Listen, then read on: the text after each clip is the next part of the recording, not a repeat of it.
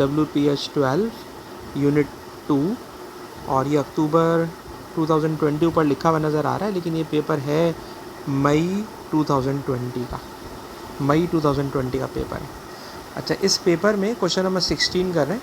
Question number 16 में सबसे पहले हमें 2 ग्राफ दिए हुए, उन दोनों ग्राफ में जो बातें बता रहे हैं ना, उन बातों की डेप्थ में जाए बगैर, क्योंकि आपका कल सुबह पेपर है इसलिए ज़्यादा लंबी वीडियो करने का टाइम नहीं है, तो हम इसकी उसमें नहीं जा रहे कि हो क्या रहा है। आप सिर्फ ग्राफ पढ़ें और ग्राफ पढ़ के फिर आप इसका आंसर करते चले जाएँ, आपको आराम से बात समझ में आ जाएगी।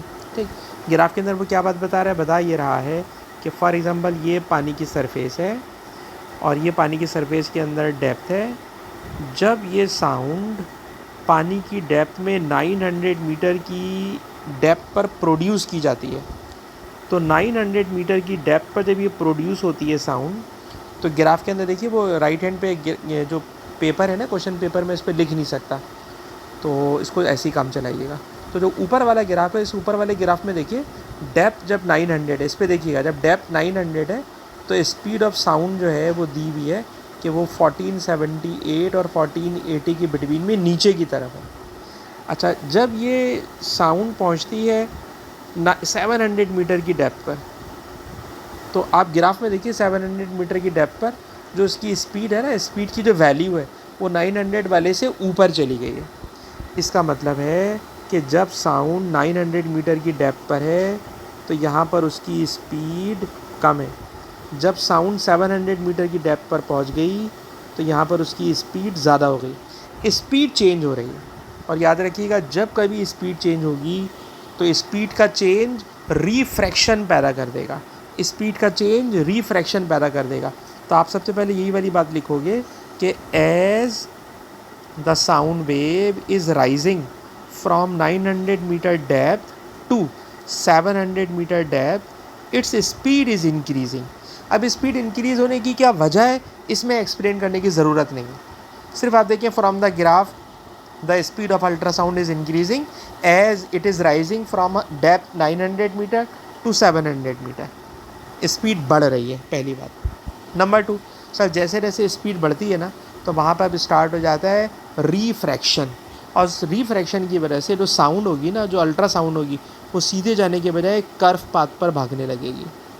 तो अब आप कहोगे due to the change of speed now it is curving, इसकी स्पीड चेंज होने की वजह से वो ग्रेजुअली कर्व होती जा रही है। अच्छा, वो ग्रेजुअली कर्व होती जा रही है, तो अब अगर आप इस साउंड के हर पॉइंट के ऊपर नॉर्मल ड्रॉ करें, आपको समझाने के लिए बोल रहा हूँ, ये साउंड का रास्ता है, अगर आप इसके हर पॉइंट के ऊपर नॉर्मल ड्रॉ करें, तो जैसे जैसे आप नॉर्मल ड्रॉ करोगे ना, तो इसका एंगल ऑफ इंसिडेंस नॉर्मल के साथ वेरी होता जा रहा है, चेंज होता जा रहा है। और जैसे जैसे वेरी होता जा रहा है तो एक सर्टेन पॉइंट पर पहुंचकर जब 700 मीटर की डेप्थ पर वो पहुंच गया, तो ख़ुद क्वेश्चन में कह रहे हैं, मतलब बता रहे हैं कि जो एंगल ऑफ इंसिडेंस है वो क्रिटिकल एंगल पर पहुंच जाता है। 700 मीटर की डेप्थ के ऊपर वो क्रिटिकल एंगल पे पहुंच जाता है, और जैसे ही क्रिटिकल एंगल पे पहुंचता है तो यहाँ पर हो जाता है टोटल इंटरनल रिफ्लेक्शन। तो यार ये 5 मार्क का क्वेश्चन है, कोई फार्मूला नहीं बताना है, सिर्फ डिस्क्रिप्शन देनी है। क्या डिस्क्रिप्शन देनी है, आप यूँ लिखोगे फ्रॉम ग्राफ, जब आप ग्राफ को देखते हो, फ्रॉम ग्राफ, जब हम ग्राफ को देखते हैं तो it shows that the speed of ultrasound is increasing as sound is moving from 900 meter depth to 700 meter depth. Due to change in speed, it is curving and its angle of refraction is changing, and at 700 meter depth the angle of incidence become greater than critical angle, so there is total internal reflection। और इसी total internal reflection की वजह से क्या हो रहा है कि जो अल्ट्रासाउंड है वो 700 मीटर की डेप्थ के बाद घूम के नीचे से नीचे आ गई है, नीचे से ही नीचे आ गई है। अब इसके अंदर अनस आप डीप वाटर शैलो वाटर के चक्कर में नहीं पड़ो, बस आप ये समझो, और आखिरी पार्ट में वो पूछेगा कि ऐसा क्यों हो रहा है। अभी सवाल के पहले पार्ट में सिर्फ ये बात देखें कि फ्रॉम ग्राफ हमें नज़र आ रहा है कि जब पानी की डेप्थ चेंज हो रही है तो पानी की स्पीड चेंज हो रही है। स्पीड चेंज होना, पानी की स्पीड नहीं, सॉरी, अल्ट्रासाउंड की स्पीड चेंज हो रही है। स्पीड चेंज होना कर्व पाथ बनवा रहा है, रिफ्रैक्शन करा रहा है। रिफ्रैक्शन होते होते होते एंगल ऑफ रिफ्रैक्शन क्रॉस कर जाता है क्रिटिकल एंगल को, that is why there is total internal reflection. और टोटल इंटरनल रिफ्लेक्शन की वजह से अल्ट्रासाउंड 700 मीटर की डेप्थ से अंदर ही घूम जाती है। ठीक। उसके बाद बी पार्ट के ऊपर है। बी पार्ट के अंदर कह रहे हैं sound that travel in straight line from source to point P takes longer time to arrive than the sound travel along the path shown in diagram B. ठीक है जनाब, कह रहे हैं अगर साउंड स्ट्रेट लाइन पे जाए तो वो ज़्यादा टाइम लगाएगी। यानी अगर जो ग्राफ है, ग्राफ के अंदर पॉइंट, ये जो ग्राफ बी दिया हुआ है, इस ग्राफ बी के अंदर जहाँ से साउंड शुरू हो रही है उस जगह का नाम चले हम क्यू रख लेते। तो कह रहे हैं अगर आप क्यू से सीधा सीधा पी जाओ तो क्यू से सीधे सीधे पी जाने में टाइम ज़्यादा लगेगा, और ऊपर से जो साउंड घूम के आ रही है उसमें टाइम कम लग रहा है, टाइम कम लग रहा है, ख़ुद बता रहा है।